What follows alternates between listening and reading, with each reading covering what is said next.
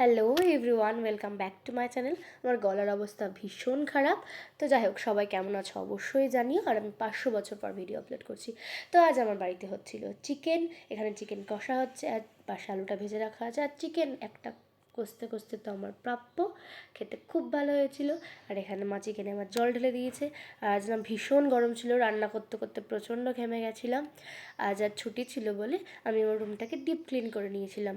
আর খুব তাড়াতাড়ি আমরা ঘুরতে যাচ্ছি, অবশ্যই সব ব্লগ আপলোড করব কোথায় ঘুরতে যাচ্ছি আর কী করছি।